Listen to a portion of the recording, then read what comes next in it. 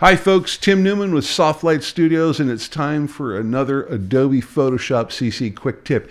If you remember our last quick tip video that we did on Photoshop, we were taking a look at rulers in Photoshop documents and how handy they were. And as a part of that video, we kind of bumped up against using guides to help us reset our zero baselines. Guides are really cool in Photoshop. They offer a ton of features and a lot of really quick, spot-on accuracy when you're trying to place things in your documents. Let's take a look at some of the initial things that guides can do for us in what is sure to be a multiple part quick tip series. Check this out.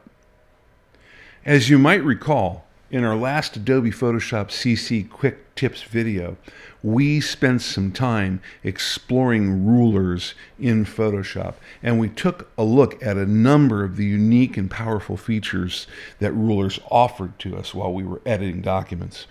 One of the most important shortcuts, and I think one that bears repeating here, is the Command R on the Mac or Control R on the Windows shortcut key combination, which allows us to make the rulers quickly appear and disappear, as you see me doing here.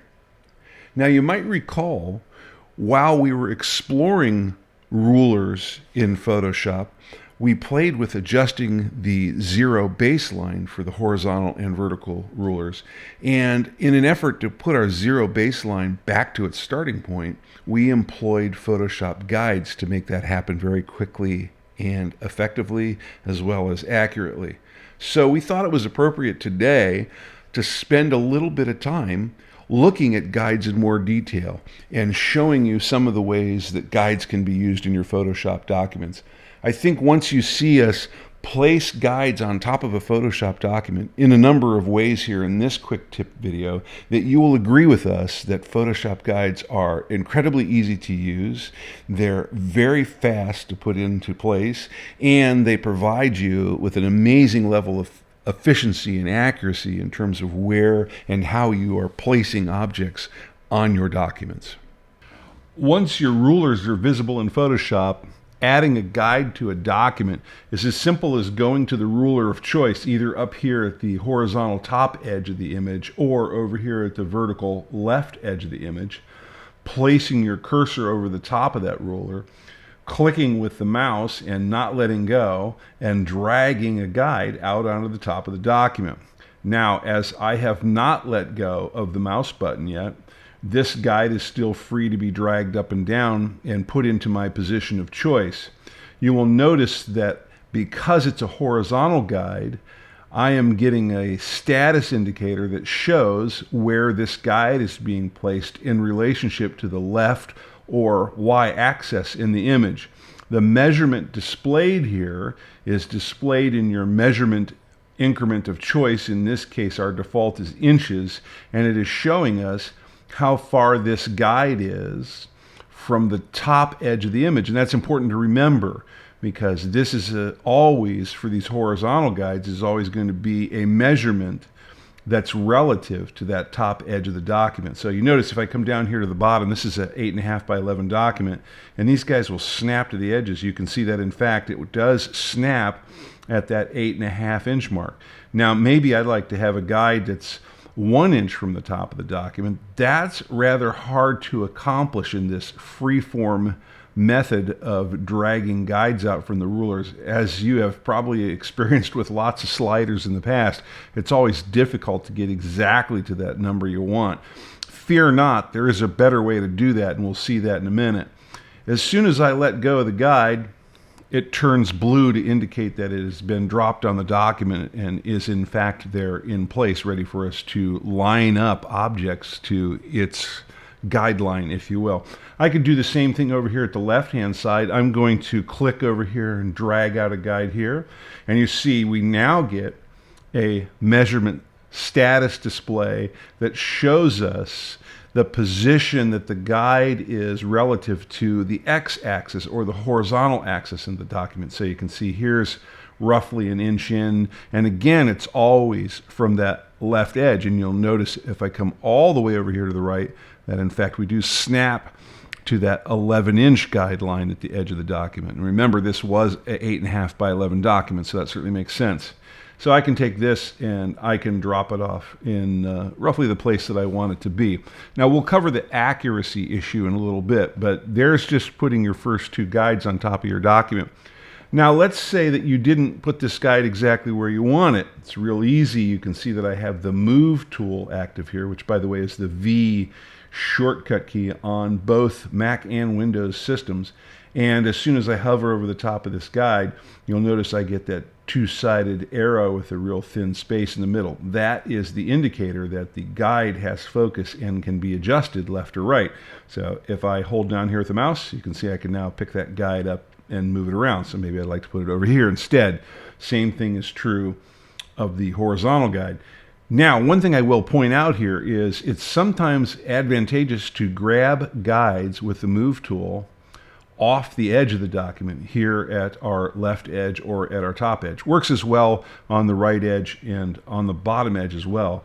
This keeps us from inadvertently doing something to a selection that's active on the document, moving it, and allows us to move the guide without interfering with that. So it's nice to be able to grab these guides off the document space on the artboard, as it were.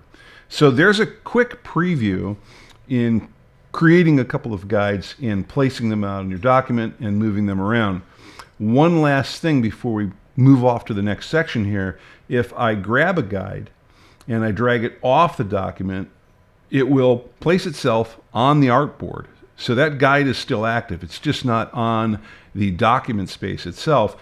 And if I take the guide and keep dragging it and I go back to the ruler with it, that guide will remove itself from the document altogether, and that guide is no longer in play or available, as it were.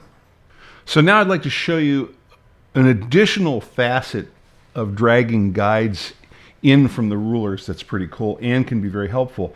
I'm going to come back up here to my horizontal ruler. I'm going to click and drag a guide out, and you will notice as I drag down across the document, as I start to hit the middle of that y-axis, that guide will snap to place and kind of lock there for a second. You kind of see it doing that little stutter step as it's going by. You can also confirm that that's happening because our y-axis measurement is exactly 4.250 inches, which is half of 8.5.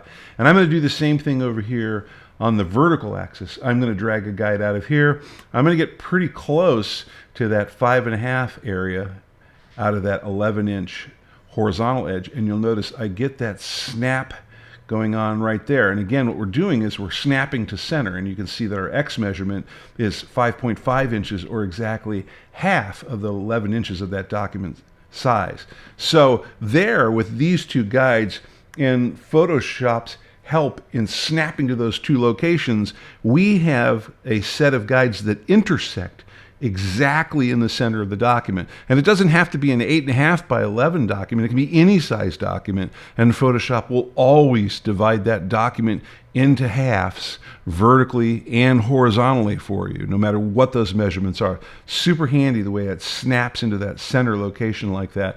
Also, you may have already realized this, not only do we have an intersecting point exactly at the middle of the document, but we now in this document have 4 regions that are exactly the same size. So if we wanted to put some dividing lines in here with the pen tool or the line tool, or we wanted to create a collage with 4 images placed here, we now have guides that allow us to snap those images into location and be assured that they are consuming exactly 1/4 of the space of the document in each of those 4 regions. That's a pretty cool feature. I like that. That's become really, really handy to me. Also, that can be really great for taking text blocks and instantly centering them up in the center of the document, either horizontally or vertically. So some real nice shortcuts there in the way guides work that is pretty handy. One of the things that we talked about just a second ago was the ability to have the Move tool active over here with the V key and be able to grab a guide and move it around or remove it from the document altogether. So that's nice and handy, but I want to show you something else here. I'm going to take this guide and actually put it back out here in the center of the document at that 5.5 inch mark. And I'm going to come up here to the View menu, and you'll notice up here in the View menu, there's a number of guide choices that we can choose here, but the one that's got our attention at the moment is Clear Guides. If you choose Clear Guides from that View menu, every guide that you have on the document will be cleared off at the same time. So if you have a bunch of guides, you don't need to drag them off one at a time. You can clear them all if you would like to do that.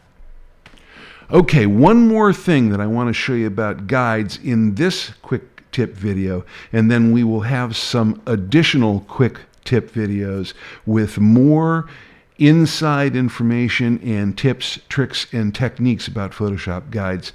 There's so much they can do. It's worth at least 2 or 3 of these quick tip videos on guides themselves. So if you remember just a little bit ago, I talked about placing guides on documents by dragging them out of the rulers, and I said it was a little difficult to be accurate with this, and I think you probably recall me trying to move up and down with the guide and get exactly the measurement I wanted, and that was hit or miss at best and frustrating at worst. Well, there's a really accurate way to do it, and that involves going up here to the View menu and saying New Guide, and you will get the New Guide dialog box. In the New Guide dialog box, you can specify either a horizontal or a vertical guide, and it will put that guide exactly where you ask it to go. So we're going to put one here horizontally at 1 inch in. Now, that 1 inch in is in relationship to the top horizontal edge of this document. In fact, every horizontal measurement that we would use with that New Guide command is always going to be relative to that top horizontal edge of the document. So if I wanted a guide at 1 inch in from both the top and bottom of this document, I would specify a guide at 1 inch in like I just did, and then I would specify a guide at 7.5 inches in to get me 1 inch off of that 8.5 inch horizontal edge of the document. And correspondingly, the same thing would happen here if I came in and did New Guide and I said vertically, put me in 1 inch from that left edge of the document. And if I wanted another one that were 1 inch from the right edge of the document, I would specify that at 10 inches as a vertical guide. So you can see here, I have really quickly and accurately created guides here that are exactly 1 inch from the top edge and 1 inch from the left edge. I'll go ahead and put 2 more in there just so you can see that real fast. So I'm going to do another vertical guide. I'll put that at 10 inches. And I'm going to do another horizontal guide, and I will do that at 7.5 inches. And now, as I said just a bit ago, I now have guides sitting 1 inch away from every edge of that document. Pretty cool. All right, that's it for taking a look at guides in this section of the quick tip video. Like I said, we'll have a couple more coming up quickly that explore guides and guide layouts in even more detail. That's it, folks. That is the first part on what's sure to be a multi-part series on guides in Photoshop. Once we get through this series, you'll be amazed at the number of guides things do for you. But I think this is a great starting point. Thanks for tuning in. Remember to hit that subscribe button to continue to see additional videos as we release them. We're really excited to bring them to you. We hope that you're really enjoying them. Remember, as we always say, learning equals skills, practice equals mastery. We'll see you out there.